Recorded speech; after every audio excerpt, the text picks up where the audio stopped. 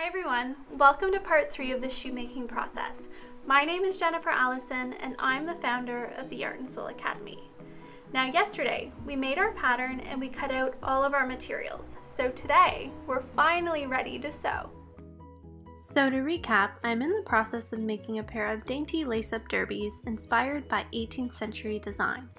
The upper will be detailed in black and silver fabric, upcycled from a vintage skirt, and the lining will be a black leather upcycled from an old jacket. Now to prepare our pieces for sewing, I'm going to use this double-sided tape to help fold my allowances and pair my upper and lining together. When working with leather, we obviously don't want to use pins because that would perforate and damage the surface. So this is why this tape is such a great substitute. This tape holds everything together and in place. It also helps stop the material from moving and stretching when sewing. Now that all of our upper and lining pieces have been prepped, it is time to thread up our sewing machine. Many people are surprised to hear that you can sew leather using a domestic sewing machine, but it is totally possible. All you need to do is make sure you are using a leather needle. Because I am using a combination of fabric and leather, you can see that the sewing machine had no trouble stitching through the layers.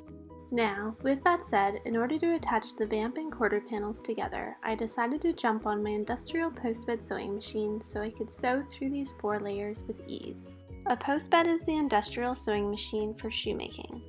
The post allows you to sew 3-dimensional products, and its roller foot provides you with more steering control while sewing. So now that our uppers are all sewn up, it is now time to skive. Skiving is the process of reducing the thickness of your leather.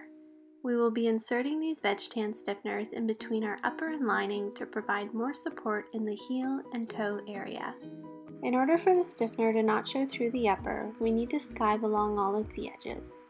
Once skived, we will then slip the stiffener in between the upper and lining and paste it in place. And there you have it. Our upper is all sewn up and ready to last. So I encourage everyone to tune back in tomorrow to follow along with the next step.